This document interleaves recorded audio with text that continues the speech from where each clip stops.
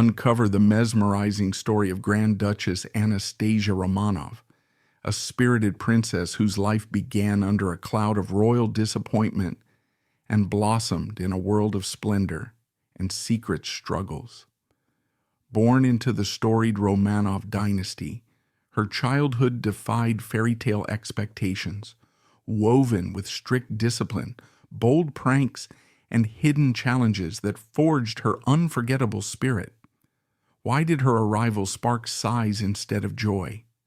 How did this golden-haired, blue-eyed girl challenge the imperial court's rigid rules with chocolate-stained gloves and fearless antics? And what kept her vibrant soul shining amidst a crumbling empire? Join us as we peel back the layers of Anastasia's early years, revealing the laughter and trials that shaped a legend. This isn't just a history lesson, it's a glimpse into the heart of a girl whose story still captivates. Hit subscribe, like, and ring the bell to explore the mysteries of Anastasia's life with us. Don't miss this journey into a tale that's as enchanting as it is heart-wrenching. Let's begin. Disappointing. Beginnings and not-so-pleasant childhood. 1901 to 1914. On June 18, 1901, in the opulent Peterhof Palace, where fountains sparkled like cascading jewels and gardens stretched toward the shimmering Gulf of Finland, Anastasia Nikolaevna Romanov was born, the youngest daughter of Tsar Nicholas II and Tsarina Alexandra, rulers of a Russian empire that spanned continents. Her arrival should have been a joyous milestone for the Romanov dynasty, which had held power for over 3 centuries, but instead it was cloaked in a heavy cloud of disappointment. The imperial couple, along with their extended family, were under immense pressure to produce a male heir to ensure the throne's stability under Russia's male preference succession laws. With 3 daughters already, Olga, born in 1895, Tatiana in 1897, and Maria in 1899, the birth of a 4th girl was a crushing blow. Nicholas, overwhelmed by the weight of dynastic expectations, couldn't face his wife and newborn immediately. He retreated for a solitary walk through the palace grounds, grappling with his emotions to steady himself. His sister, Grand Duchess Xenia Alexandrovna, gave voice to the court's frustration, exclaiming, "Oh God, what a disappointment! A 4th girl." Even a distant cousin, Grand Duke Konstantin Konstantinovich, confided in his diary, "Forgive us, Lord, if we all felt disappointment instead of joy. We had hoped so much for a boy, but it's a girl again." This wasn't a rejection of Anastasia herself, but a reflection of the intense political stakes tied to every royal birth, where a child's gender could shape the empire's future. The newborn was christened Anastasia, a name chosen to honor Saint Anastasia, a 4th century Christian martyr revered for her courage in comforting imprisoned Christians facing execution. Rooted in Greek, the name means resurrection, a choice that would later carry a haunting irony as myths of her survival swirled in the wake of the Romanov tragedy. The christening ceremony, steeped in Russian Orthodox tradition, unfolded with solemnity, holy water from the Jordan River, prayers echoing through the palace chapel, and godparents like Grand Duchess Olga Alexandrovna standing as witnesses. This sacred moment marked Anastasia's entry into a world of privilege, but also one laden with expectations and constraints that would shape her early years. Contrary to the fairy tale image of a pampered princess, Anastasia's upbringing was far from indulgent. Tsar Nicholas II and Tsarina Alexandra, influenced by her Victorian heritage through her grandmother Queen Victoria, enforced a disciplined regimen designed to instill resilience and humility. The Romanov children slept on hard camp beds, more akin to military cots than royal comforts, with no pillows to cushion their rest. Each morning began with a bracing plunge into an ice-cold bath, a ritual meant to toughen their bodies and spirits, leaving them shivering but alert. Daily chores followed, making beds with crisp linens, tidying their shared rooms, and laboring over needlework, stitching intricate patterns that likely tested the patience of a lively child. This austere approach, set against the backdrop of the Alexander Palace's gilded halls and sprawling gardens at Tsarskoye Selo, was deliberate. Alexandra wanted her children to grow up grounded, aware of duty, and unspoiled by the opulence surrounding them, from gold-plated dining rooms to an army of servants ready to fulfill every whim. As Anastasia grew, her vibrant personality illuminated the palace, casting a glow that rivaled the chandeliers. Her golden hair, catching the flicker of candlelight, and her piercing blue eyes, which could sparkle with delight or narrow with defiance, made her a striking presence. Yet it was her irrepressible sense of humor that truly defined her, earning her the affectionate nickname Schwibzik, or Little Imp, among her family. She was the Romanov siblings' resident comedian, always ready with a witty remark or a mischievous prank that kept everyone on their toes. Among Olga, Tatiana, and Maria, Anastasia stood out as the boldest troublemaker, her antics often teetering on the edge of chaos.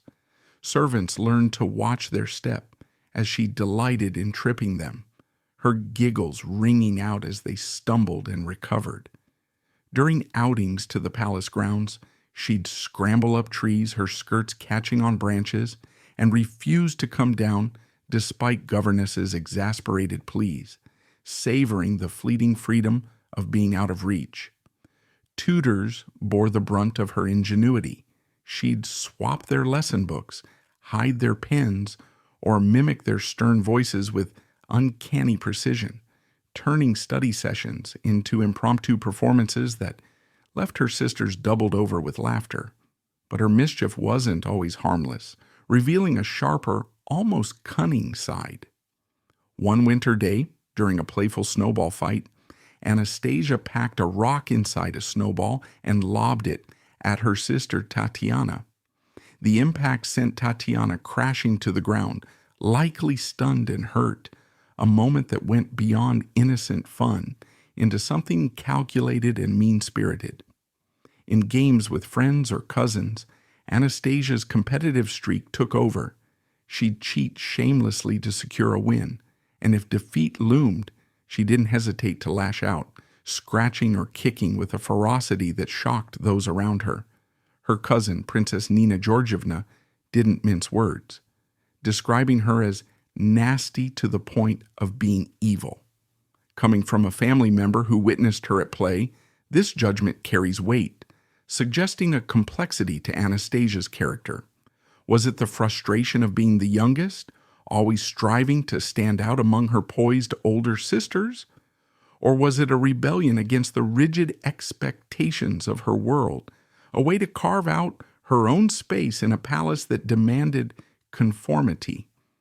Either way, these moments painted a picture of a girl who pushed boundaries, sometimes too far, in her quest to assert herself.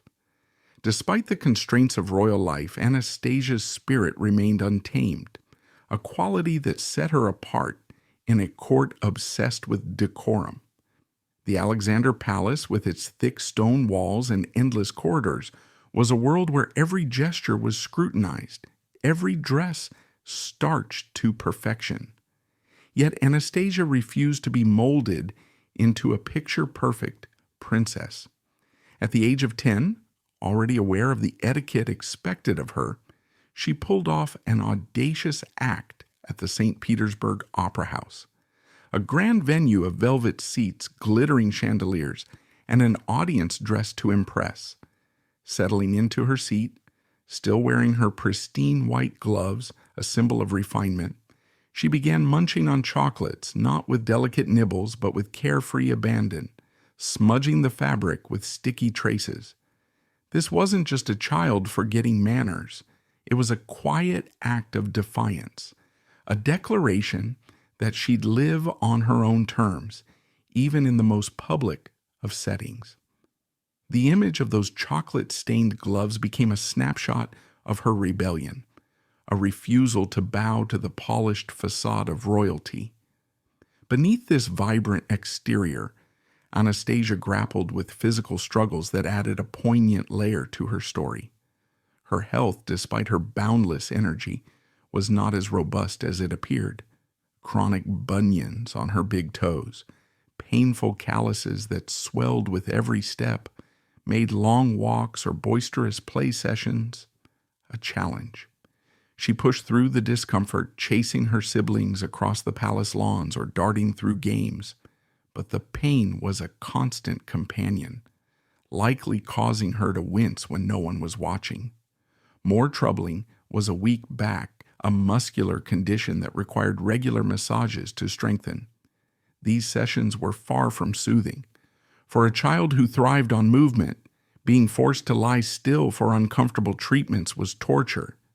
Anastasia's loathing for these massages drove her to desperate measures. She'd vanish into closets, surrounded by the rustle of silk dresses, or wedge herself under beds, dust tickling her nose in a bid to evade the nurses. These weren't mere childish antics. They were acts of resistance, a way to reclaim control over a body that betrayed her with its frailties. The weight of her burst disappointment lingered like a shadow over her early years. The Romanov dynasty, ruling an empire that stretched from the Baltic Sea to the Pacific, was a colossus built on the promise of continuity.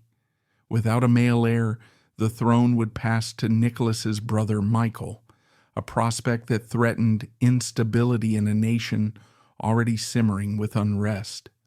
The arrival of a fourth daughter after Olga, Tatiana, and Maria felt like a blow to the dynasty's future. Nicholas's solitary walk through the Peterhof gardens wasn't theatrical. It was a father and ruler wrestling with the fear that his legacy might falter. His diary entry, terse yet telling, a great joy, although not what we wanted, captured the bittersweet reality.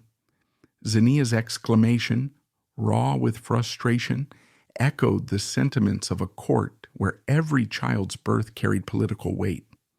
Constantine's diary, pleading for divine forgiveness, revealed the family's guilt over their reaction, a human moment that underscored the clash between love for a new daughter and the burden of imperial duty. This tension shaped the emotional undercurrent of Anastasia's childhood, a reminder that even in a palace, personal joys were tangled with public expectations.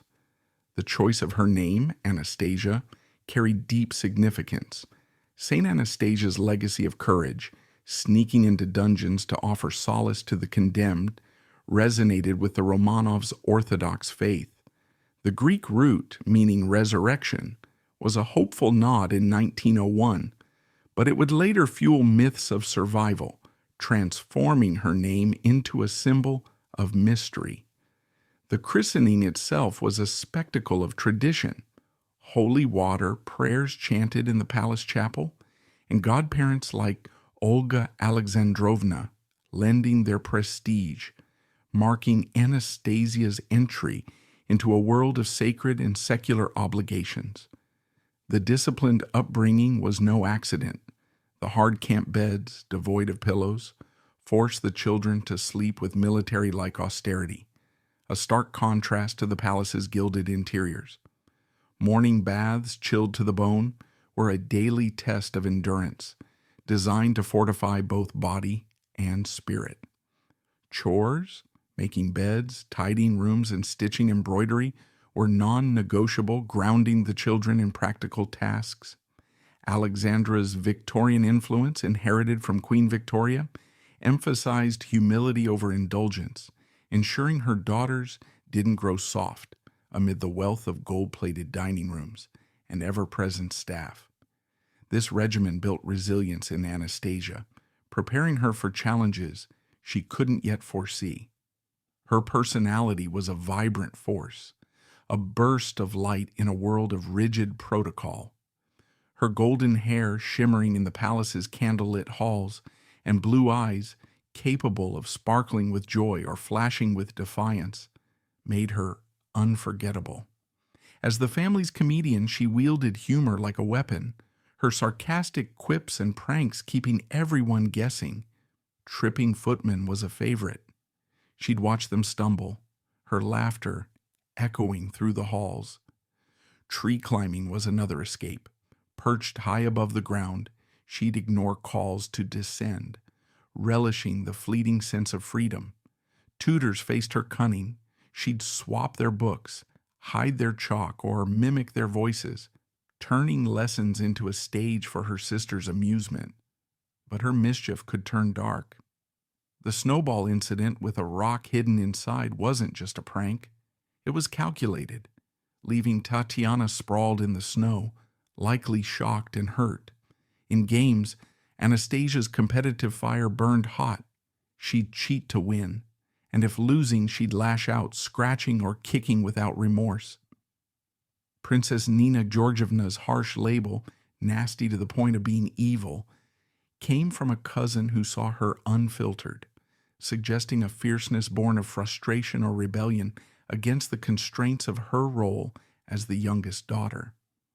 Her free spirit was her hallmark, a refusal to conform to the court's obsession with perfection. The Alexander Palace, with its towering walls and endless rules, demanded starched dresses, flawless posture, and constant scrutiny. Yet Anastasia rebelled in small, bold ways. At 10, she attended the St. Petersburg Opera House, a grand stage where royalty was expected to embody elegance.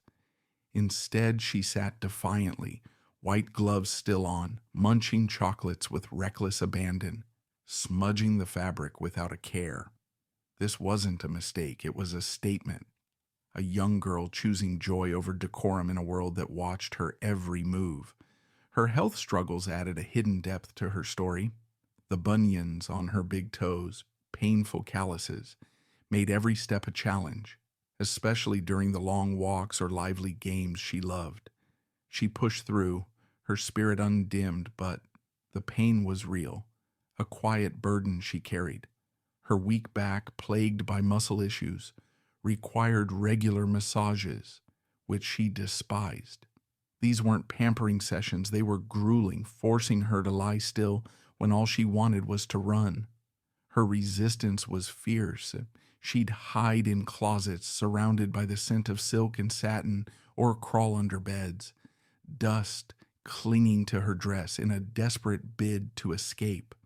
These acts weren't just childish, they were a fight for autonomy, a way to assert control over a body that often failed her. Family illness and relationship with Rasputin. The Romanov dynasty, a cornerstone of Russian imperial history, was steeped in grandeur, yet haunted by a hereditary affliction that would shape its tragic trajectory. Hemophilia, known ominously as the royal disease. This genetic disorder, far from a mere medical footnote, was a pervasive force that dictated the family's emotional and political landscape, particularly through its devastating impact on Tsarevich Alexei and the polarizing presence of Grigory Rasputin. Hemophilia, characterized by insufficient clotting factors, turned minor injuries into perilous crises as blood failed to coagulate, leading to prolonged and often life-threatening bleeding.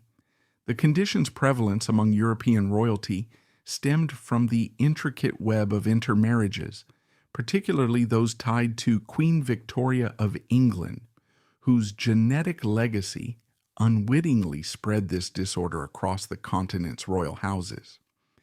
Anastasia Romanov, the youngest daughter of Tsar Nicholas II and Empress Alexandra, was a direct descendant of Victoria through her mother, Alexandra, placing the specter of hemophilia at the heart of the Romanov household. Anastasia's aunt, Olga Alexandrovna, held a steadfast conviction that all four Romanov daughters, Olga, Tatiana, Maria, and Anastasia, were carriers of the hemophilia gene, mirroring their mother's status as a carrier. Olga's belief was rooted in her keen observations of the girls' health, noting their tendencies toward excessive bleeding, a hallmark of carriers who, while typically spared the disease's full severity, could transmit it to their children. This genetic predisposition cast a long shadow over the family, creating an atmosphere of relentless anxiety. Every minor injury, a scraped knee from a playful tumble, a bruise from a careless bump, carried the potential for catastrophe, transforming the opulent Alexander Palace into a place of constant vigilance. The uncertainty of who might be affected and to what degree amplified the psychological burden, as the Romanovs could never fully predict when the disease might strike. Among Anastasia's siblings, only one was definitively diagnosed with hemophilia, a fact that underscored the condition's cruel selectivity, sparing some while condemning others. For Anastasia, the possibility of being a carrier meant living with an invisible weight, a silent dread that she might one day pass this genetic curse to her own offspring, adding a layer of unspoken guilt to her childhood. This fear, though unvoiced, permeated her formative years, intertwining personal anxiety with the public expectations of her role as a Grand Duchess. The birth of Alexei in 1904, 3 years after Anastasia's arrival, was a moment of profound significance for the Romanovs. Anastasia's birth in 1901 had been met with muted disappointment, not for any personal failing, but because the Russian throne demanded a male heir to ensure dynastic continuity. The arrival of a son, healthy at first glance, sparked a wave of relief and jubilation across the imperial court. The palace halls echoed with celebration, as Alexei represented the fulfillment of a long-held hope, a beacon for the Romanov legacy. Yet this joy was fleeting, shattered by a harrowing discovery. During the routine procedure of cutting Alexei's umbilical cord, the newborn began to bleed uncontrollably, a minor act that spiraled into a terrifying ordeal. This incident confirmed the family's worst fears. The Tsarevich, the heir to the Russian throne, was afflicted with hemophilia. The revelation transformed the Romanovs' triumph into a nightmare, as the fragility of their son's health threatened not only his survival, but the very stability of the empire. The palace, once a symbol of imperial splendor, became a fortress of worry, where every moment was tinged with the fear of an accident that could prove fatal. Alexei's condition demanded constant attention, turning the family's daily life into a delicate balancing act between hope and dread. In their desperation to protect their vulnerable heir, the Romanovs sought solutions beyond the limits of conventional medicine, turning to healers, mystics, and spiritual figures in a frantic quest to stabilize Alexei's condition.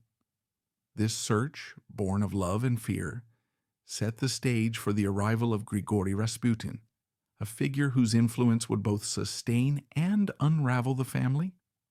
Rasputin, a Siberian peasant who styled himself as a holy man, entered the Romanovs' lives when Empress Alexandra, driven by maternal desperation, sought his reputed healing powers. Unbeknownst to her, she was inviting a complex and controversial figure into the heart of the imperial family, one whose presence would ignite a firestorm of scandal. Rasputin's rough exterior, marked by a wild, unkempt beard and piercing, almost hypnotic eyes, stood in stark contrast to the refined elegance of the court, yet his charisma quickly captivated Anastasia and her siblings. The young Grand Duchess, in her innocence, affectionately dubbed him "our friend," a term that encapsulated the deep trust and comfort the children found in his presence. To them, Rasputin was not the coarse outsider viewed with suspicion by the aristocracy, but a reassuring figure who offered solace amid their constant fears for Alexei's health. Rasputin's integration into the family's daily life was profound, influencing not only Alexei's health, but the emotional dynamics of the household.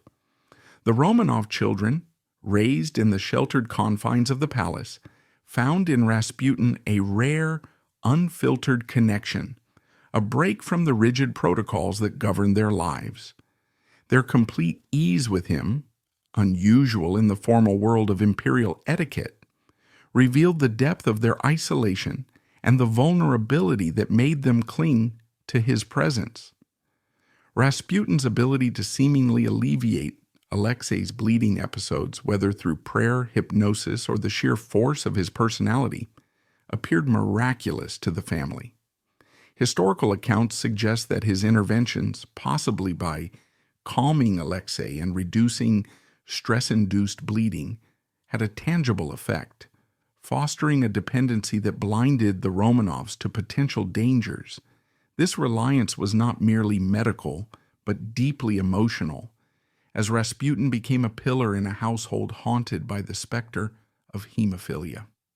For Anastasia, Rasputin was a source of comfort in a world where fear was a constant companion, his presence a rare constant in the face of uncertainty. This trust, however, led to a series of scandals that would irreparably tarnish the Romanov name. In 1910, a disturbing incident occurred that exposed the risks of Rasputin's unfettered access to the family. Rasputin was observed visiting the nursery while Anastasia and her sisters were dressed in their thin nightgowns, preparing for bed. This breach of decorum deeply alarmed the governess, Sofia Ivanovna Tyucheva, a woman steeped in the traditions of the Russian court. Sofia found the informality not only inappropriate, but scandalous, as such casual access by a male outsider to the Grand Duchess's private spaces was unthinkable in the early 20th century context. Her reaction was not mere prudishness. In a society governed by strict social boundaries, Rasputin's presence in such intimate circumstances hinted at impropriety, even if no wrongdoing occurred. Sophia demanded that Rasputin be barred from the children's quarters, a stance that introduced a new tension into Anastasia's young life. The children, sensing the brewing conflict, grew anxious that Sophia's outspoken criticism of their friend would lead to her dismissal, a fear that soon proved justified. The Romanovs, fiercely protective of Rasputin due to his perceived role in stabilizing Alexei, dismissed Sophia, but her departure only escalated the crisis. Rather than fading into obscurity, Sophia took her concerns to the extended royal family, sharing her alarming account of Rasputin's access to the Grand Duchesses. This act of defiance ignited a scandal that reverberated through the court, transforming a private matter into a public controversy. Historical accounts maintain that Rasputin's interactions with the girls were innocent, characterized by playful camaraderie rather than malice. Yet Sophia's accusations highlighted a critical divide. The Romanovs' insular world, where Rasputin's presence was normalized as a necessity for Alexei's survival, clashed with the external perception of impropriety. This incident exposed the family's isolation, as their secrecy surrounding Alexei's condition forced them into unconventional alliances that invited scrutiny. The scandal eroded the Romanovs' authority, revealing how their personal struggles could become fodder for public criticism, weakening their position in a Russia already simmering with political discontent. The rumors sparked by Sophia did not end with her departure. She confided in Anastasia's aunt, Zenia Alexandrovna, sharing details that shocked the elder royal. Xenia learned that Rasputin not only visited the girls at bedtime, but occasionally embraced them. Actions that, while possibly innocent in intent, were scandalous in the context of the era's strict social norms. These revelations were only the beginning of a growing storm. In the spring of 1910, another governess, Maria Ivanovna Vishnyakova, leveled a far graver accusation against Rasputin, claiming that he had raped her. This allegation created a stark contrast between the family's view of Rasputin as a saintly healer and the horrifying experiences reported by those outside their inner circle. Empress Alexandra, unwavering in her belief in Rasputin's holiness, dismissed Maria's claims outright, insisting that his actions were divinely inspired. This refusal to acknowledge the accusations reflected the psychological hold Rasputin exerted over the family, as their desperation to protect Alexei clouded their judgment. The dismissal of such serious allegations deepened internal divisions, illustrating how dependency on a single figure could distort moral clarity and blind the Romanovs to the growing discontent around them. The Romanovs' unwavering loyalty to Rasputin, despite the mounting accusations, did little to shield them from the escalating storm. The rumors, once confined to the palace, spilled into broader Russian society, shaking the foundations of Anastasia's sheltered existence. By 1910, vulgar caricatures began circulating in social circles, depicting Rasputin in compromising scenarios with the four Grand Duchesses and even Empress Alexandra herself. These images were not mere gossip. They were vicious attacks on the monarchy's moral legitimacy, weaponizing innuendo to undermine its authority. For Anastasia, still a child navigating the cusp of adolescence, this meant confronting a world where her innocence was tainted by public perception. The scandal placed her and her sisters at the center of crude speculation, transforming their private lives into a battleground of rumor and judgment. The fallout forced Tsar Nicholas II to confront the crisis, as the damage to the family's reputation threatened to destabilize their rule at a time when Russia was already grappling with political unrest, economic challenges, and growing revolutionary sentiment. Faced with mounting pressure from both within and outside the court, Nicholas made the difficult decision to exile Rasputin, a move that profoundly altered Anastasia's world. The young Grand Duchess had grown accustomed to Rasputin's constant presence, his visits a source of comfort and stability in a life marked by fear for her brother's health. His removal left a void, disrupting the emotional fabric of the household. Yet the family's loyalty to Rasputin persisted. Despite the exile and the accusations, they maintained contact with him, continuing to support him until his brutal murder on December 17, 1916, at the hands of aristocrats seeking to rid the court of his influence. The news of his death struck Anastasia and her sisters with profound grief. Historical accounts describe the Grand Duchesses clinging to each other, their faces pale and etched with sorrow, a testament to the deep bond they had formed with the controversial figure. Their devotion extended beyond his death, as all four sisters signed their names on an icon that Rasputin carried to his grave, a poignant gesture of loyalty and loss. This moment of mourning was not merely personal. It foreshadowed the greater tragedies that would soon engulf the Romanov family, as their reliance on Rasputin had exposed vulnerabilities that their enemies would exploit in the revolutionary upheavals to come. Rasputin's relationship with the Romanovs was complex, rooted in both genuine affection and dangerous dependency. His peasant origins and self-proclaimed holiness stood in stark contrast to the refined court, yet his charisma won over the children, offering them a rare emotional refuge. Anastasia's nickname for him, our friend, reflected a bond that provided solace in a world of protocol and fear. The 1910 nursery incident, however, exposed the risks of this relationship. Sofia Tucheva's alarm was grounded in the era's strict social boundaries, and her dismissal only fueled the scandal as she spread her concerns to the extended family. The insistence on Rasputin's innocence underscored the gap between the family's perception and external reality, a divide that grew with each new accusation. Sofia's revelations to Xenia Alexandrovna, coupled with Maria Vishniakova's rape allegation, painted Rasputin as a predator in the eyes of some, while the Romanovs clung to his sanctity.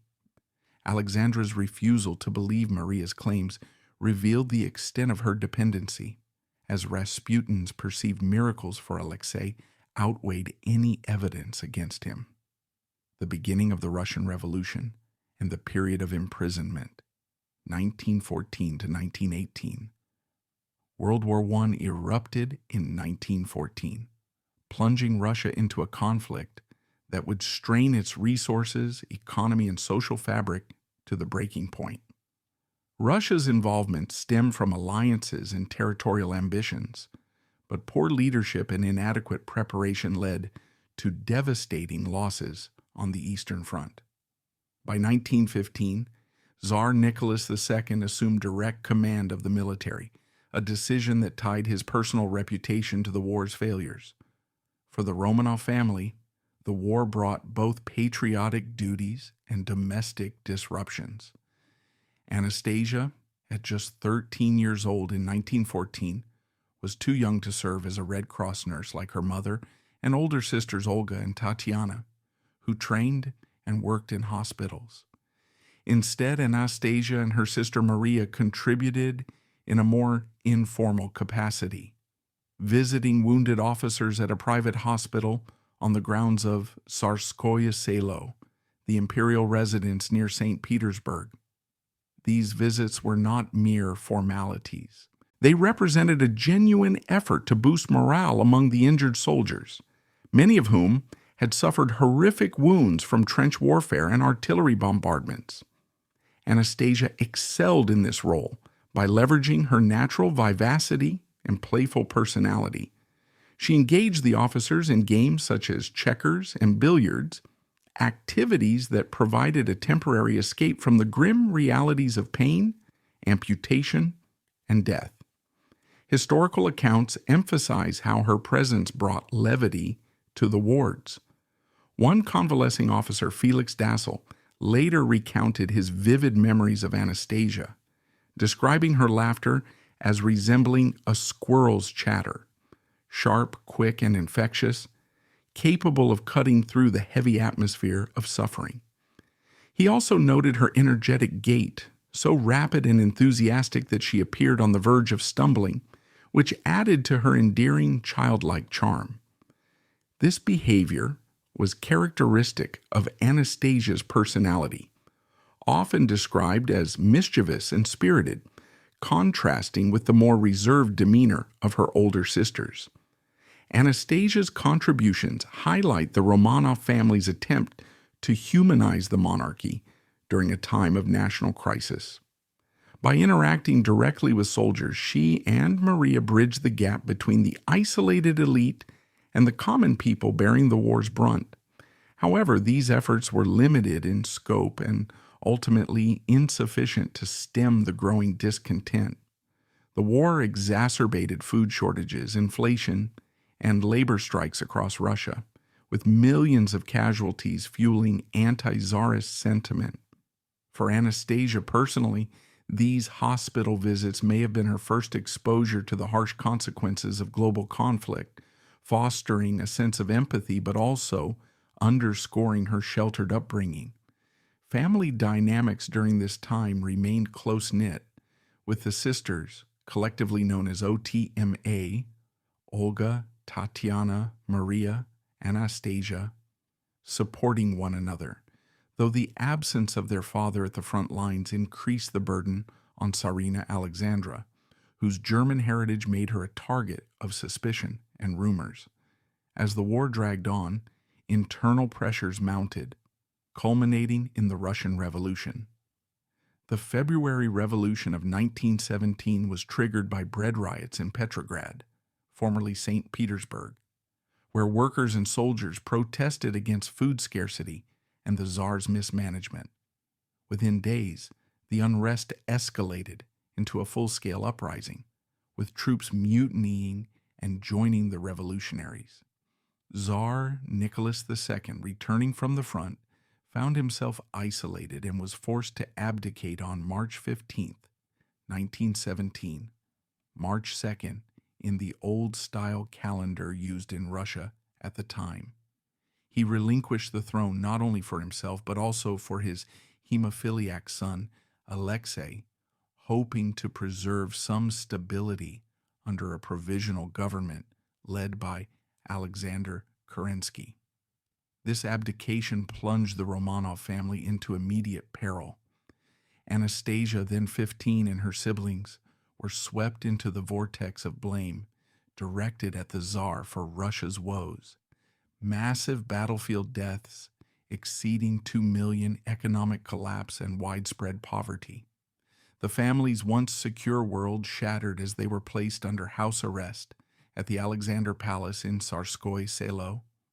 Guards monitored their every move, transforming the lavish palace into a gilded cage. The psychological impact was profound. What had been a symbol of imperial grandeur now represented confinement and uncertainty.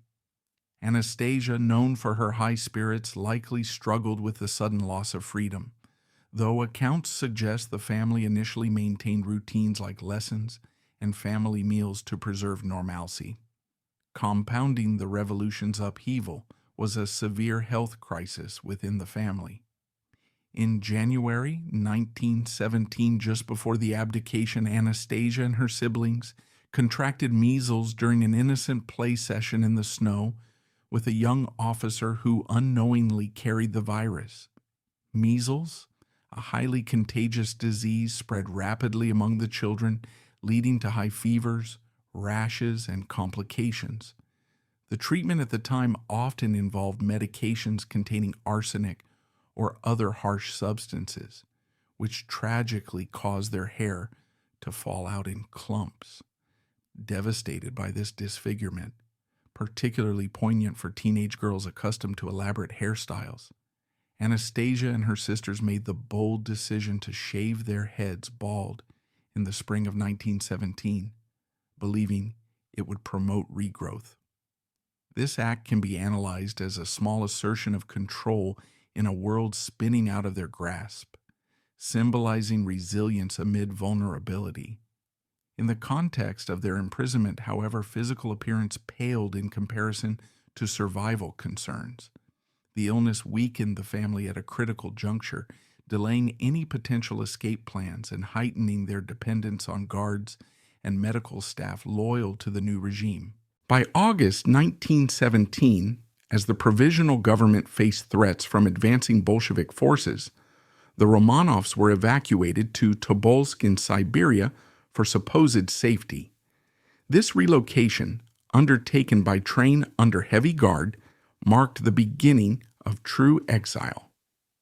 Tobolsk, a remote town, offered initial respite. The family resided in the former governor's mansion, retaining some comforts like servants and personal belongings. They continued educational pursuits, with Anastasia writing melancholic compositions for her English tutor, such as a reflection on John Keats's poem Evelyn Hope, pondering love, death, and future lives.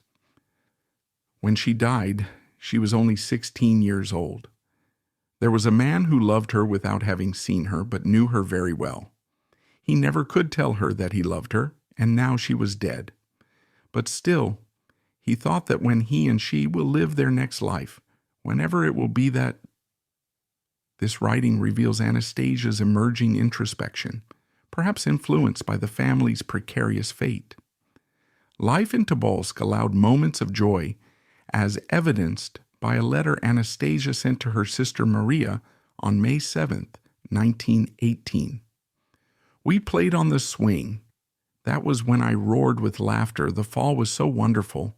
Indeed, I told the sisters about it so many times yesterday that they got quite fed up. But I could go on telling it masses of times. What weather we've had. One could simply shout with joy. Such anecdotes underscore her enduring playfulness, providing psychological relief amid isolation. Family dynamics strengthened, with Nicholas enjoying rural simplicities and the children engaging in games.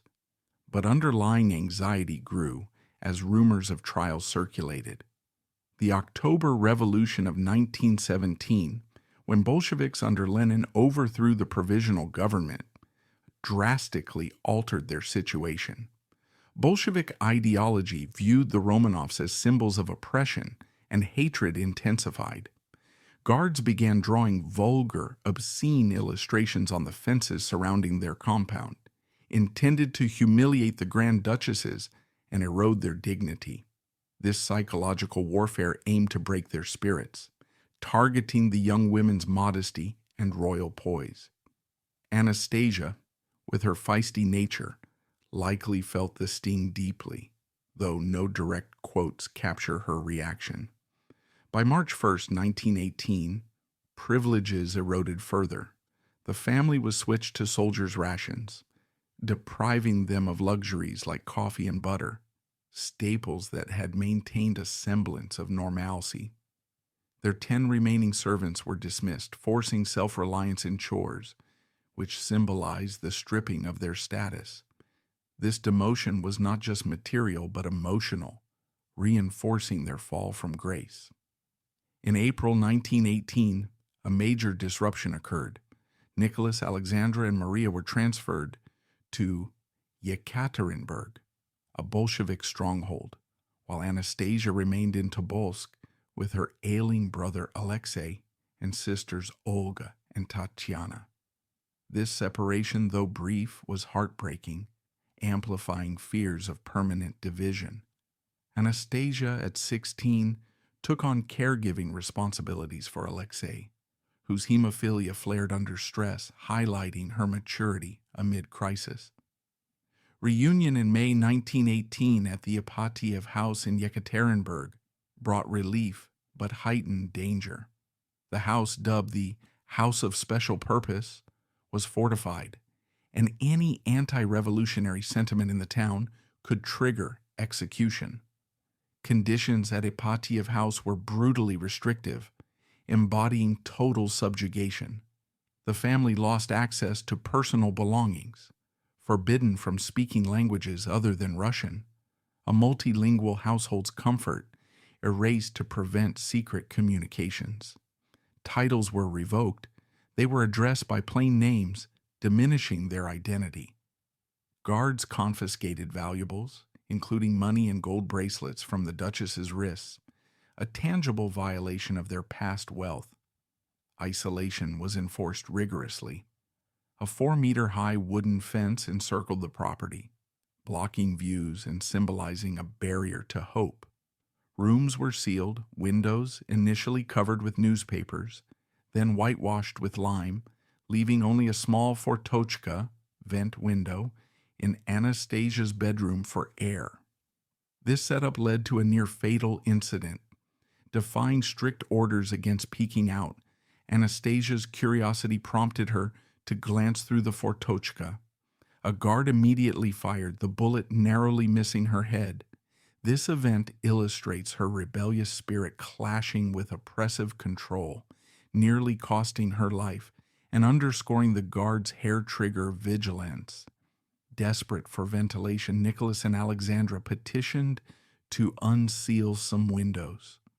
2 in their room were opened, but this concession came with intensified surveillance and prohibitions against looking out or signaling on pain of death. Alexandra's habit of standing near the open window resulted in iron bars being installed, further caging them. These negotiations reveal ongoing power struggles where minor reliefs provoked greater restrictions. Daily life devolved into humiliations. Anastasia could not use the bathroom without ringing a bell for permission, reducing basic autonomy to dependency. Guards distributed water parsimoniously, sneering that they no longer had the right to live like czars, verbal barbs echoing revolutionary resentment. Complete cutoff from the world, no visitors, newspapers, or letter writing, fostered despair and ignorance of external events, like the advancing white armies that might have rescued them.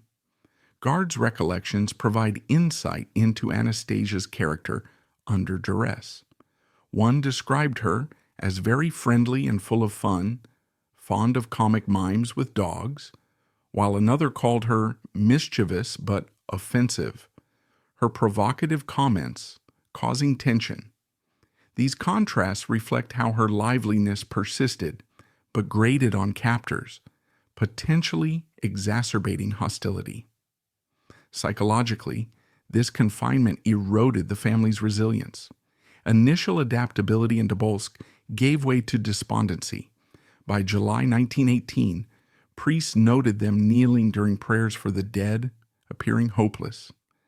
Anastasia's transformation from joyful contributor to isolated prisoner exemplifies the revolution's dehumanizing force, stripping layers of privilege until only bare survival remained. Fateful night. The Ekaterinburg Massacre, July 17, 1918. On July 17, 1918, in the suffocating stillness of midnight, the Romanov family faced a moment that would sear itself into history as one of the most harrowing episodes of the Russian Revolution. In a cramped basement beneath the Ipatiev house in Ekaterinburg, Anastasia Nikolaevna Romanov, the youngest daughter of Tsar Nicholas II, just 17 years old, stood alongside her family in a scene charged with fear and fleeting hope. This night was no ordinary moment. It was a brutal collision of deception, violence, and a desperate family secret that turned a fleeting chance for survival into a prolonged nightmare. Every detail of that fateful night, from the urgent wake-up call to the gruesome aftermath, tells a story of betrayal and loss, with Anastasia at the heart of a mystery that would captivate the world for decades. Let's walk through it all, step by step, to uncover the raw, heartbreaking truth of what happened. The night began with a jolt. Around midnight, Dr. Eugene Botkin, the family's trusted physician, burst into their rooms at the Ipatiev house, his voice trembling with urgency. "Get up, get dressed, quickly," he urged. The city of Ekaterinburg was in chaos, he explained. Fighting was closing in, and they needed to move to the basement for safety. For Anastasia, roused from sleep, the words must have hit like a shock wave. After months of confinement, her mind likely raced with possibilities. Was this the moment they'd been praying for? A chance to escape the relentless grip of their captors? She fumbled into her clothes, a simple dress, perhaps a shawl, nothing like the grand gowns of her past, her heart pounding with a mix of fear and hope. The Romanovs, trapped in a prison disguised as a home, had endured over a year of captivity, first at Tsarskoye Selo, then Tobolsk, and now here, in this bleak house where every day chipped away at their spirit. This sudden call to action felt like a lifeline, but it was the beginning of their end. They descended a narrow staircase to a basement room, small and stifling, barely able to contain the 11 souls crowded inside. Tsar Nicholas II led the way, followed by Tsarina Alexandra, their daughters Olga, Tatiana, Maria, and Anastasia, their son Alexei, and 4 loyal retainers: Dr. Botkin, maid Anna Demidova, footman Alexei Trupp, and cook Ivan Karitonov. The air was heavy, not just with the summer heat, but with an unspoken dread that clung to them.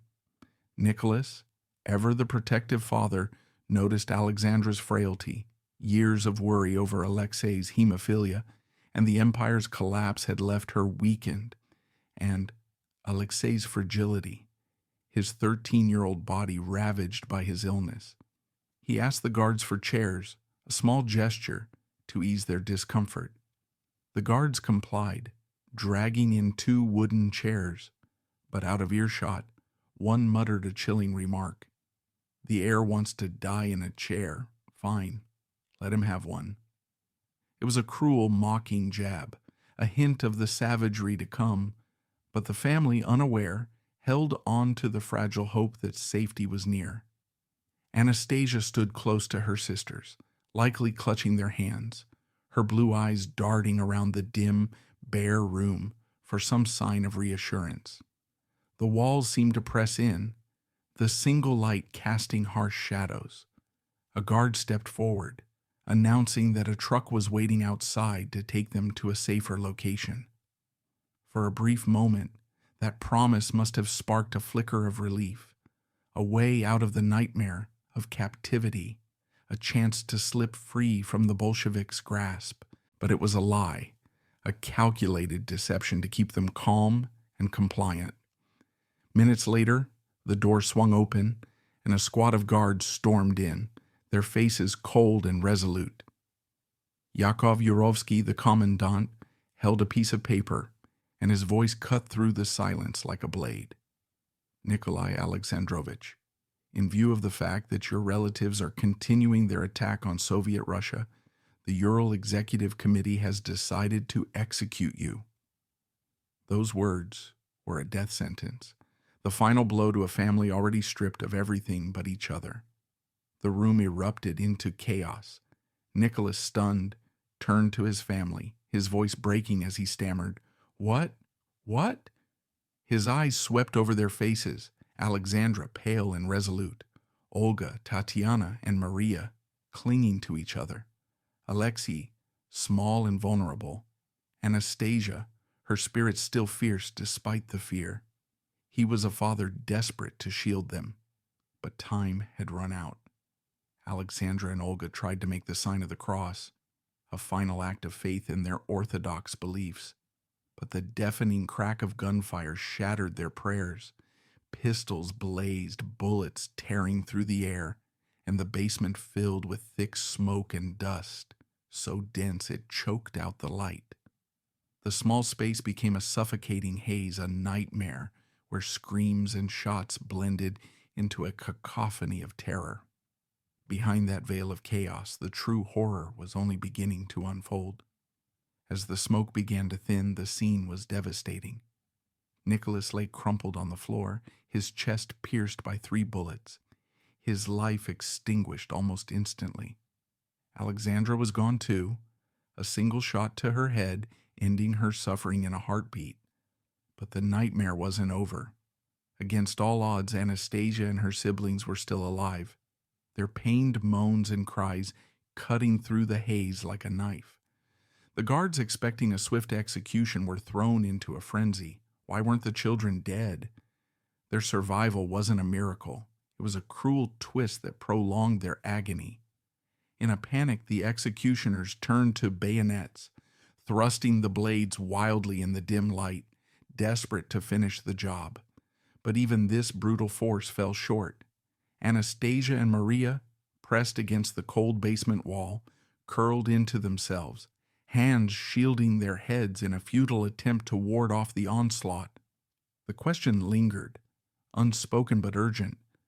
Why were these young lives so hard to extinguish? The answer lay in a secret the Romanovs had guarded, a plan born of desperation that turned their hope into a tragic curse. In the weeks or perhaps months before that night, the family had devised a clever scheme to smuggle their wealth out of captivity. They meticulously sewed their precious jewels, diamonds, emeralds, rubies, into their clothing, hoping to secure a future if they ever escaped. Anastasia, Tatiana, and Maria carried the heaviest burden, with pounds of gems stitched into the linings of their corsets and dresses. These treasures, meant to be their salvation, became makeshift armor, deflecting bullets and bayonets. What should have been a quick execution stretched into a torturous 20-minute ordeal as the gems blocked the deadly blows, forcing the guards to fire again and again point blank and stab with increasing ferocity. The irony is heartbreaking. The family's attempt to cling to hope prolonged their suffering, turning a swift end into a drawn-out nightmare. Finally, after relentless gunfire and bayonet thrusts, the Romanovs fell silent. Anastasia, her sisters, and her brother lay motionless, their lives snuffed out in a haze of violence. The guards, now faced with the grim task of disposal, began stripping the bodies, tearing through the jewel-laden garments. The discovery of the hidden gems, glittering diamonds and rubies spilling from torn fabric, must have stunned them, a final testament to the family's desperate bid for survival. The remains were loaded onto a truck, the wheels rumbling through the dark forested roads outside Ekaterinburg to an abandoned mine. The brutality didn't end with their deaths. To erase all traces of the Romanovs, the executioners poured sulfuric acid over the bodies, disfiguring them beyond recognition, ensuring no one could identify the royal family. But their plan went further. Alexei and one of his sisters, later confirmed through DNA to be Maria, were separated from the others. Their bodies were burned and buried in a different location, a deliberate act to sow confusion among anyone searching for the Romanovs. This calculated move planted the seeds of a mystery that would fuel speculation for decades, giving rise to the enduring legend that Anastasia might have escaped. The mystery of the lost princess and the impostors. The Romanov dynasty's brutal end in 1918 left behind a wound that refused to heal, spawning a mystery that gripped the world for over a century. The execution of Tsar Nicholas II, Empress Alexandra, their 5 children, and loyal retainers in a grim Yekaterinburg basement was meant to close the book on Russia's imperial era. Yet from the ashes of this tragedy emerged a persistent whisper. Could Grand Duchess Anastasia, the youngest and most spirited of the Romanov children, have somehow survived? This question fueled a global obsession, blending hope, deception, and heartbreak into a saga that transcended history. The possibility that a teenage princess escaped a hail of bullets captivated imaginations, giving rise to a parade of women who claimed to be Anastasia, each weaving tales of miraculous survival. Among them, one figure, Anna Anderson, stood out, her story so compelling it nearly rewrote history. But alongside her, other impostors emerged, each adding layers to a mystery that reflected humanity's longing for redemption. This is the story of those claims, the science that unraveled them, and the enduring allure of a lost princess. The mystery took root in the chaotic aftermath of the Russian Revolution, specifically on the night of July 17, 1918, when the Bolsheviks executed the Romanov family. The official report was stark. No one survived the fusillade in the Ipatiev house's basement. The bodies were disposed of, the site secured, and the Bolsheviks declared the imperial family extinct. Yet, almost immediately, rumors began to circulate that Anastasia, just 17 years old, had somehow evaded death. These whispers weren't mere gossip. They were fueled by a collective refusal to accept the finality of the Romanovs' fate. The world, still reeling from the brutality of the execution, clung to the hope that a spark of the dynasty's legacy might endure. Throughout the 20th century, stories of Anastasia's survival proliferated, capturing the hearts of monarchists, romantics, and skeptics alike. The idea that a young girl could have slipped through the chaos of revolution was not just tantalizing, it was a beacon of possibility in a world darkened by war and upheaval. By the early 1920s, The mystery had grown into a phenomenon, with at least 10 women stepping forward to claim they were the lost Grand Duchess Anastasia. Each brought a story of escape, often laced with dramatic details of hiding, rescue, or clandestine journeys out of Russia. These claims, while varied, shared a common thread. They fed into a global hunger for a miracle, a chance to believe that the Romanov story hadn't ended in tragedy. The claimants range from obscure figures to those who briefly captured public attention, but none match the impact of a woman who emerged in 1922. Her appearance in a Berlin hospital setting off a firestorm of intrigue. This was Anna Anderson, a name that would become synonymous with the Anastasia mystery. Her arrival wasn't just another claim. It was a seismic event that shook the exiled Russian community and reignited debates about the Romanovs' fate. When Anna Anderson declared herself Anastasia, she didn't just rely on words. She presented a physical presence that stunned those who saw her. Visitors, including members of the extended Romanov family and former courtiers, were struck by her uncanny resemblance to the young princess. Her blue eyes, delicate features, and slight frame mirrored Anastasia's, down to the subtle tilt of her head and the way she carried herself. Those who had known Anastasia as a child, playing in the gardens of Tsarskoye Selo or laughing at family gatherings, found themselves caught off guard, wondering if this could truly be the girl they thought lost.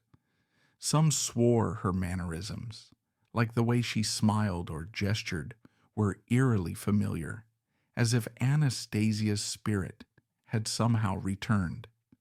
This wasn't just a passing similarity. It was a likeness so striking that it sowed seeds of doubt even among the skeptical. Anderson's emergence was a bombshell, reigniting hope that a Romanov had survived and prompting questions about how such a miracle could have occurred. Anderson's story was as gripping as her appearance. She claimed that during the execution, as bullets tore through the basement, she survived by feigning death, lying motionless among the bodies of her family. According to her, a compassionate guard, perhaps moved by pity or a flicker of humanity, noticed she was still alive. This soldier, she said, risked his life to smuggle her out of the Apatiev house, orchestrating a daring escape through the chaos of revolutionary Russia. Her tale was vivid. She described hiding in plain sight, evading Bolshevik pursuers, and eventually making her way to Europe, where she surfaced in Berlin. The narrative was cinematic, filled with tension and heroism, painting a picture of survival against impossible odds. For those desperate to believe the Romanovs' story didn't end in bloodshed, Anderson's account was a lifeline, a story that offered hope where none seemed possible. Her fight for recognition became a lifelong crusade, waged not just in private circles but in courtrooms, newspapers, and the public imagination. Her conviction so fierce it made even doubters hesitate. The strength of Anderson's claim lay not just in her story, but in the details she seemed to know. Supporters pointed to her knowledge of the Romanov court, intimate details about the Tsar's daily routines, the layout of the Alexander Palace, and private family moments that weren't widely known. She recounted anecdotes about Anastasia's childhood, like playful pranks or favorite toys, with a clarity that stunned those who heard her. Some claimed she bore physical marks consistent with the violence of the execution, scars on her body that could have come from bullets or bayonets. These details lent her story an air of authenticity, making it hard to dismiss outright. Former servants, distant Romanov cousins, and exiled aristocrats rallied to her side, convinced she was the real Anastasia. They argued that only someone who had lived the Grand Duchess's life could know such things, and her physical resemblance seemed to seal the deal. For them, Anderson was a living miracle, a testament to the possibility that tragedy could be undone. Yet, not everyone was convinced. Close family members, like Anastasia's aunt Olga Alexandrovna, who had known the Grand Duchess intimately, found Anderson's story wanting. Olga, who had spent years with Anastasia, noted discrepancies in her demeanor.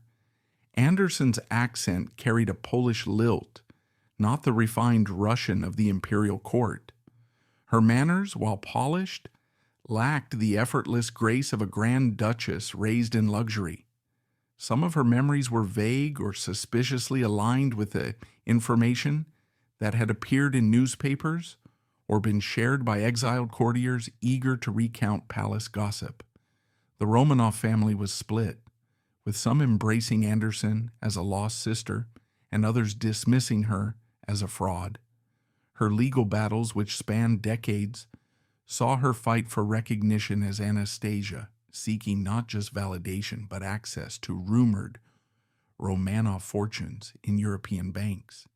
These lawsuits, particularly in Germany, became a spectacle, with courts grappling with her claims but finding no conclusive proof in an era before definitive identification methods.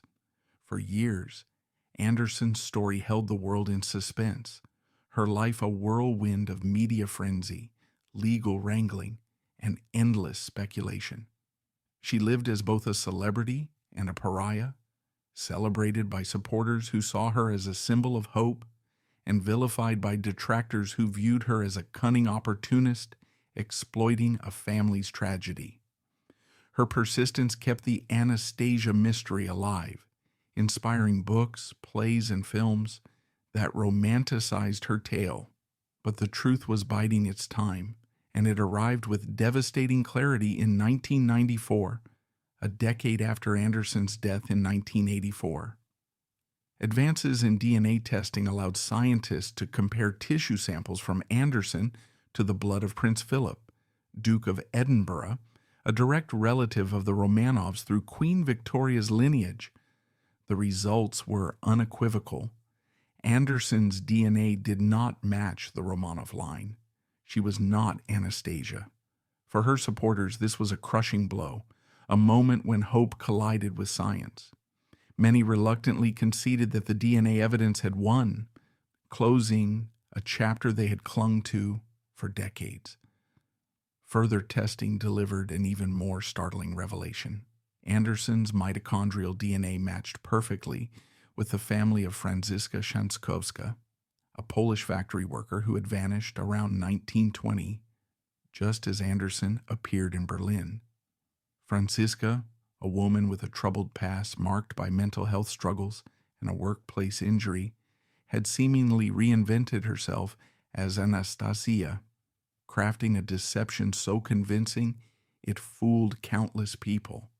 How she acquired such intimate knowledge of the Romanovs remains a puzzle.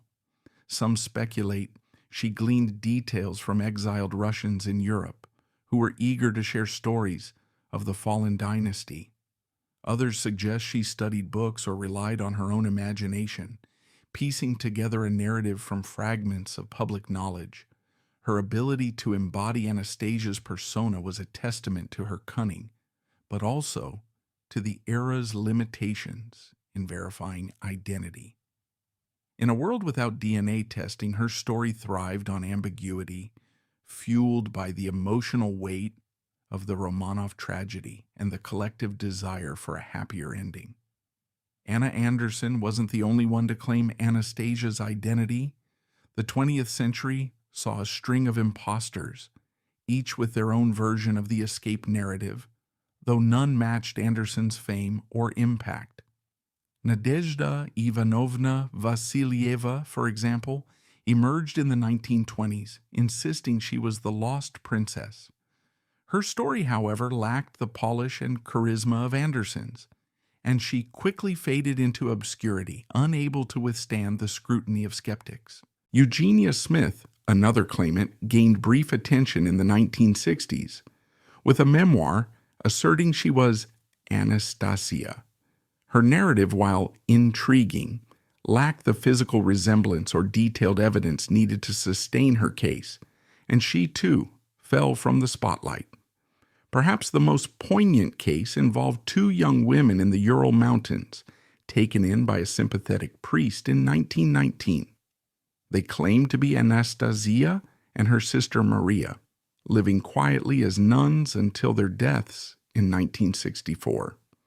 Buried under the names Anastasia and Maria Nikolaevna, their story surfaced only posthumously, adding a haunting layer to the Romanov mystery. Whether they believed their claims or were seeking refuge in a chaotic post-revolutionary Russia, their tale reflects the desperation of the era where identity could be reshaped in the shadow of tragedy. The fascination with Anastasia's story extended beyond the claimants themselves. It was rooted in what she represented. At 17, Anastasia was the youngest Romanov, known for her vivacity, mischief, and charm. Her youth made her a symbol of lost innocence, a figure the world wanted to save. The Romanovs' execution was a brutal shock, a moment that left a scar on the global conscience. The idea that Anastasia could have escaped offered a chance to rewrite history, to imagine a fairy tale ending where a princess triumphed over tragedy. Each impostor, from Anderson to the Ural nuns, tapped into this longing, their stories reflecting a collective desire for redemption. But the truth was unrelenting. DNA testing, which debunked Anderson, also confirmed the fate of the Romanovs. Remains discovered in Yekaterinburg, meticulously analyzed in the 1990s, match the Romanov family, including Anastasia, proving they perished in 1918. Additional remains found in 2007, identified as Alexei, and one of his sisters, sealed the case. There were no survivors, no miraculous escapes, just a family caught in the crosshairs of revolution. Delving deeper into Anna Anderson's saga reveals why it captivated the world. Her emergence in 1922 wasn't just a claim, it was a phenomenon that challenged perceptions of truth and identity. Her resemblance to Anastasia was striking, from the curve of her jaw to the intensity of her gaze. Former Romanov servants, like those who had dressed Anastasia or served her meals, were shaken by her familiarity, swearing she knew details only the Grand Duchess could. She spoke of the Tsar's preference for simple meals, the children's games in the palace gardens, and even private nicknames used within the family. Scars on her body, which she claimed were from the execution, added weight to her story. As supporters argued, they matched the injuries Anastasia might have sustained.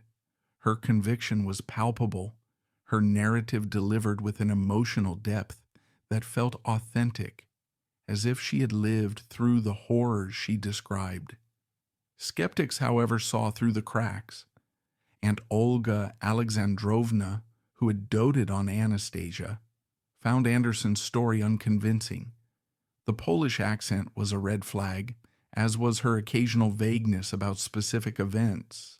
Some memories, like descriptions of palace rooms, could have been gleaned from published accounts or conversations with exiled Russians.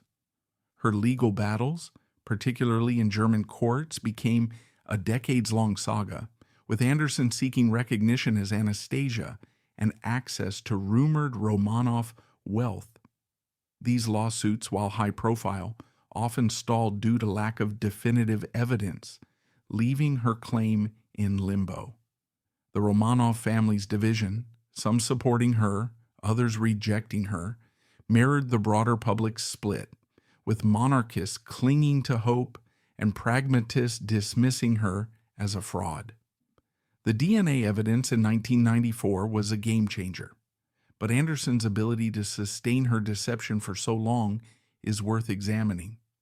Franziska Shanskowska's transformation into Anna Anderson was a remarkable feat, likely born from a mix of opportunity and desperation. Her mental health struggles, compounded by a factory accident that left her injured, may have driven her to abandon her old life. The Romanov story, widely discussed in émigré circles, provided a template for reinvention. She may have absorbed details from Russian exiles in Berlin who shared stories of the imperial court or studied early biographies of the Romanovs. Her performance was aided by the era's lack of forensic tools. Without DNA, identity relied on memory, appearance, and testimony, all of which could be manipulated.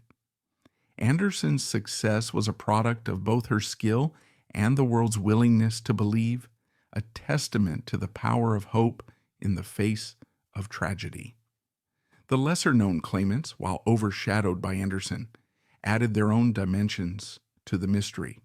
Nadezhda Vasilyeva's claim in the 1920s was earnest but lacked the depth to compete with Anderson's narrative. Her story, thin on specifics, failed to capture the public's imagination, fading under the weight of doubt. Eugenia Smith's 1960s memoir, claiming she was Anastasia, sparked brief interest, particularly in America, but her lack of physical resemblance and verifiable details limited her impact. The Ural Mountain nuns taken in by a priest in 1919 offer a more poignant tale. Living as Anastasia and Maria, they avoided the spotlight, their lives a quiet act of defiance against the Bolshevik narrative. Their burials under the names Anastasia and Maria Nikolaevna suggest a deep commitment to their claimed identities, whether driven by belief or necessity. These stories, while less sensational, reflect the chaos of post-revolutionary Russia, where survival often meant reinventing oneself. Anastasia's enduring appeal lies in her symbolism. Her youth, humor, and rebellious spirit made her a figure of fascination, the embodiment of a lost golden age. The Romanovs' execution was a moral and political shock, and the idea of her survival offered a chance to heal that wound. Each impostor, from Anderson's calculated performance to the Ural nuns' quiet existence, tapped into this desire, offering a narrative of hope against a backdrop of despair. The DNA evidence, while definitive, couldn't erase the emotional resonance of these stories. The Yekaterinburg remains, identified through mitochondrial DNA as the Romanovs, confirmed Anastasia's death, but the mystery's cultural impact endures. Books, films, and plays inspired by Anderson's saga continue to captivate, reflecting a universal longing for miracles. The impostors, though debunked, were more than frauds. They were storytellers, weaving tales that kept Anastasia's memory alive, a haunting reminder of humanity's search for light in the darkest of times. The heartbreaking truth revealed the final DNA evidence, the unraveling of one of history's most haunting mysteries. The fate of Grand Duchess Anastasia Romanov begins not with whispers of survival, but with the cold, hard evidence buried deep in the Russian earth. For decades, rumors swirled that this spirited young princess had somehow escaped the Bolshevik bullets that claimed her family in 1918, inspiring tales of secret lives and hidden identities. But the truth, revealed through painstaking excavations and cutting-edge DNA analysis, paints a far more tragic picture, one that confirms the brutal end of an entire royal lineage.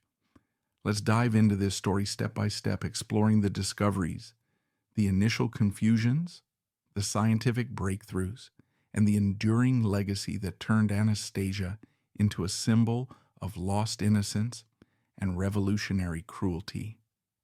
The journey to uncover the Romanov family's final resting place started in a secretive manner, shrouded by the iron grip of Soviet communism. In 1979, actually, though often cited as 1981 due to the formal acknowledgement, a group of amateur historians and geologists led by filmmaker Gely Ryabov and geologist Alexander Avdonin located what they believed to be the mass grave of the imperial family in the Koptyaki forest near Yekaterinburg. This spot was based on clues from the memoirs of Yakov Yurovsky, the Bolshevik commander who oversaw the executions. They found a shallow pit containing skeletal remains, but given the political climate under Leonid Brezhnev's regime, where glorifying the Tsarist past could lead to severe repercussions, the discovery was kept under wraps. Ryabov and Avdonin reburied the bones after taking samples, waiting for a safer time to reveal their find. It wasn't until the Glasnost era under Mikhail Gorbachev that the site could be officially excavated in 1991, a full decade after the initial probing. This delay wasn't just bureaucratic. It stemmed from the Communist Party's fear that acknowledging the Romanovs' murder might humanize the family and undermine the revolutionary narrative of justified class warfare. When the excavation finally happened in July 1991, archaeologists unearthed 9 skeletons from the grave, far short of the expected 11, which would have included Tsar Nicholas II, Tsarina Alexandra, their 5 children, Olga, Tatiana, Maria, Anastasia, and Alexei, and 4 loyal retainers, Dr. Eugene Botkin, maid Anna Demidova, valet Alexei Trupp, and cook Ivan Karitonov. The bodies had been mutilated, doused in acid, and burned in an attempt to conceal the crime, leaving fragmented bones and teeth scattered in the pit. This incomplete count immediately fueled speculation. Had 2 family members escaped after all? The remains were transported to a laboratory in Sverdlovsk, formerly Yekaterinburg, for analysis, where forensic experts began piecing together the puzzle using anthropology, odontology, and emerging DNA technology. The initial identification sparked heated debates among international scientists, highlighting the challenges of forensic work on degraded remains. In 1993, Russian forensic experts, working with British and American teams, used mitochondrial DNA testing, a method that traces maternal lineage through the mother's side, ideal for ancient or damaged samples, to compare the bones with living relatives. Prince Philip, Duke of Edinburgh, whose grandmother was Alexandra's sister, provided a blood sample, as did other descendants like James Carnegie, 3rd Duke of Fife. The mtDNA matched the Tsarina and her children, confirming the maternal line from Queen Victoria. Paternal DNA from Nicholas's relatives, including his brother's exhumed remains, verified the Tsar's identity, but the missing bodies created confusion.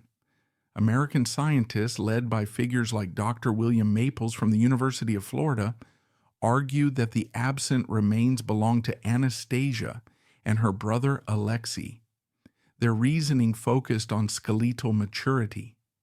None of the female skeletons showed signs of an immature 17-year-old girl, such as unfused clavicles, collarbones, unerupted wisdom teeth, or immature vertebrae in the spine.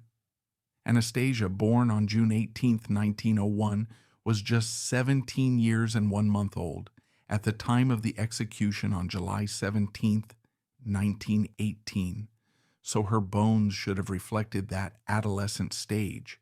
Instead, the 3 female child skeletons appeared to be from women around 19 to 22 years old, aligning more with Olga, 22, Tatiana, 21, and Maria, 19. Russian scientists, however, pushed back vigorously, insisting that the missing female was Maria, not Anastasia. They employed a controversial method, superimposing photographs of the Grand Duchesses onto the skulls using computer software, a technique known as video superimposition. This approach claimed to match Anastasia's facial features to one of the recovered skulls, based on landmarks like eye sockets, nasal bridges, and jawlines. But American experts dismissed this as unreliable and subjective, pointing out that photo comparisons can be distorted by angles, lighting, and post-mortem changes to the bones. The method lacked the precision of DNA and relied too heavily on visual interpretation, which had led to errors in other cases. This transatlantic disagreement turned into a public scientific spat, with conferences and papers debating the merits. For instance, a 1994 report in the journal Nature Genetics detailed the DNA matches, but noted the anthropological discrepancies, fueling media frenzy and keeping the Anastasia survival myth alive. Imposters like Anna Anderson, who had claimed to be Anastasia since the 1920s, were revisited in popular discourse, even though her own DNA tests in the 1990s, comparing her tissue samples to Philip's blood, proved she was unrelated, actually a Polish factory worker named Franziska Szankowska. The turning point came on August 23, 2007, when Russian archaeologist Sergei Pogorelov announced the discovery of two partially burned skeletons at a bonfire site about 70 meters from the main grave. These fragments, 44 bone pieces and teeth, were unearthed during a follow-up search prompted by Yurovsky's notes, which described burning two bodies separately to confuse any future investigators.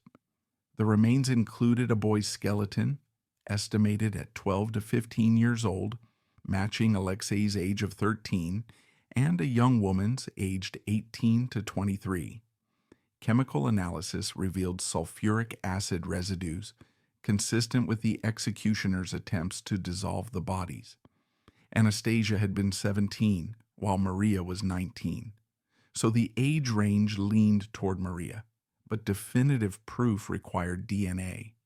Multiple international labs, including the U.S. Armed Forces DNA Identification Laboratory in Rockville, Maryland, and the University of Innsbruck in Austria, conducted exhaustive tests. They used mtDNA, autosomal short tandem repeats, STRs for nuclear DNA, and Y chromosome STRs for paternal lineage. The results published in PLOS ONE in 2009 were conclusive. The boy's remains matched Alexei's expected profile, showing the hemophilia gene inherited from his mother. The girl's DNA matched the Romanov maternal line and was consistent with one of the sisters. By process of elimination, comparing to the three female skeletons from the 1991 grave, identified as Olga, Tatiana, and Anastasia through refined skeletal analysis, the missing one was Maria. This flipped the initial assumptions. Anastasia's remains had been in the main grave all along, misidentified due to earlier anthropological errors. Factors like malnutrition during imprisonment might have accelerated bone maturity, explaining the discrepancy in Anastasia's skeleton. The DNA profiles were unique to each family member, with no duplicates or contaminants, providing a 99.9999999% certainty that all Romanovs perished in 1918. This revelation, detailed in reports like Mystery Solved, the identification of the two missing Romanov children using DNA analysis finally debunked the survival legends, proving Anastasia died with her family in that fateful basement. Delving deeper into the science, the DNA work on the Romanovs was groundbreaking for forensic anthropology. mtDNA, passed unchanged from mother to children, allowed comparison across generations, while autosomal STRs provided individual fingerprints by analyzing repeating DNA sequences at multiple loci. For Alexei, YSTR testing confirmed his relation to Nicholas. Challenges included bone degradation from acid and fire, requiring advanced extraction techniques like phenol chloroform to isolate DNA. Contamination risks were mitigated by clean room protocols and multiple replications. The 2007 finds resolved lingering doubts from the 1990s, where some Russian nationalists questioned Western labs' impartiality. Independent verification by teams in Russia, the U.S., and Europe silenced critics, marking a triumph of collaborative science over political bias. With the family's fate confirmed, attention turned to their spiritual and historical legacy. Anastasia's name, derived from the Greek anastasis, meaning resurrection, ironically fueled the survival myths, but she was actually named after Saint Anastasia of Sirmium, a 4th century Christian martyr executed during Diocletian's persecutions. This connection proved prophetic, as the Romanovs' devout Orthodox faith and stoic endurance under captivity elevated them to sainthood. In 1981, the Russian Orthodox Church outside Russia, ROKOR, based in New York and representing anti-communist exiles, canonized Nicholas, Alexandra, their children, and servants as new martyrs, holy figures killed for their faith amid atheistic Bolshevik persecution. This act, on November 1, 1981, during a synod in Mansonville, Canada, emphasized their passive acceptance of suffering as Christ-like, drawing parallels to early Christian martyrs. Icons depicted them in halos, with Nicholas holding a cross, symbolizing redemption. By 2000, the Russian Orthodox Church in Moscow, ROC, reconciled with ROKOR, followed suit but classified them as passion bearers, saints who faced death with Christian humility, not necessarily for proselytizing. The canonization ceremony on August 20, 2000, at the Christ the Savior Cathedral in Moscow, attended by President Vladimir Putin, was a pivotal moment in post-Soviet Russia. It acknowledged the Romanovs' murder as a national tragedy, fostering reconciliation between church and state. The decision came after a 1998 commission reviewed evidence of their piety, including Nicholas's diaries, expressing resignation to God's will.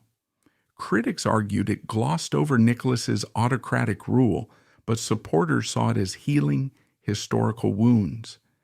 Today their feast day is July 17th, with pilgrimages to Yekaterinburg's Church on the Blood, built on the Ipatiev house site. The physical reburial mirrored this veneration. On July 17, 1998, exactly 80 years after the executions, the remains of Nicholas, Alexandra, Olga, Tatiana, and Anastasia, initially thought to be Maria, were interred in St. Catherine's Chapel within the Peter and Paul Fortress Cathedral in St. Petersburg, the traditional Romanov burial site. The ceremony, presided over by President Boris Yeltsin, who apologized for the Bolshevik crimes, included military honors and Orthodox rites.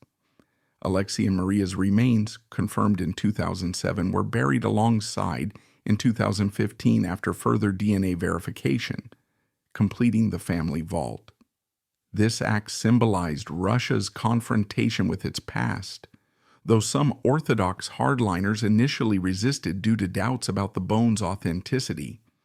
Anastasia's story, amplified by the survival legend, became a cultural phenomenon, inspiring countless adaptations that romanticized her as the lost princess. The 1956 film Anastasia, directed by Anatol Litvak and starring Ingrid Bergman as Anna Anderson, won Bergman an Oscar for portraying the amnesiac claimant rediscovering her identity. This live-action drama, based on a 1952 play by Marcel Moret, blended fact and fiction, depicting Anastasia escaping execution and grappling with imposter accusations. It directly inspired the 1997 animated musical Anastasia, produced by 20th Century Fox and directed by Don Bluth and Gary Goldman. This family-friendly hit, with voices by Meg Ryan as Anastasia, John Cusack as conman Dmitri, and Kelsey Grammer as Vladimir, reimagined her as an orphan in Soviet Russia, teaming with grifters to pose as the Grand Duchess in Paris. Featuring memorable songs like Journey to the Past, Oscar-nominated, and Once Upon a December, It grossed over $139 million, enchanting audiences with its fairy tale elements, magic, romance, and a villainous Rasputin, while ignoring historical accuracy. The film's success spawned a direct-to-video spin-off, Bartok the Magnificent, and merchandise. Television explored the myth too. The 1986 miniseries Anastasia, The Mystery of Anna, starring Amy Irving as Anderson and Olivia de Havilland as the Dowager Empress, dramatized the claimant's life, earning Emmy nominations. More recent shows like the 2016 Russian series The Romanovs and documentaries such as National Geographic's Romanovs, The Missing Bodies, 2019, dissect the DNA evidence. On stage, the 2016 Broadway musical Anastasia, with book by Terrence McNally, music by Stephen Flaherty, and lyrics by Lynn Ahrens, the team behind Ragtime, adapted the 1997 film but grounded it more in history, replacing Rasputin with a Bolshevik antagonist. Premiering at Hartford Stage before Broadway, it ran for 808 performances, touring internationally with hits like In a Crowd of Thousands. A 2021 filmed version preserved its spectacle with elaborate sets evoking Imperial Russia and revolutionary Paris. These portrayals cement Anastasia as an eternal icon of royal tragedy.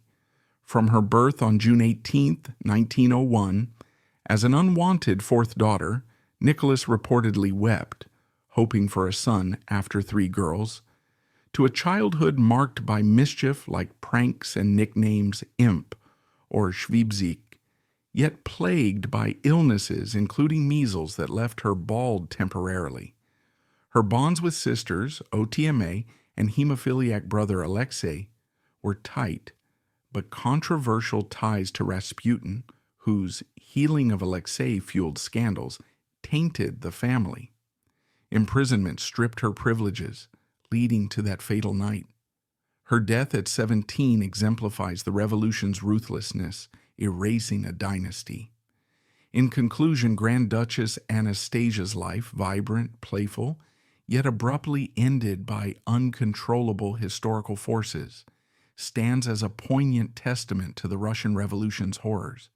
From a disappointing birth to a rights-deprived prisoner and ultimate victim of savage execution, her fate illustrates the devastating fallout of political upheaval. The century-long legend of her survival transformed her into the world's most famous lost princess. But modern science's unyielding truth, through DNA and excavations, has conclusively ended the rumors, affirming she shared her family's grim end. Her story transcends personal tragedy, mirroring how an imperial family could be utterly obliterated from history's fabric, both in identity and existence. Like a candle snuffed out in a raging storm, Anastasia's brief life left an indelible mark, embodying the irreplaceable losses wrought by revolution and war's savagery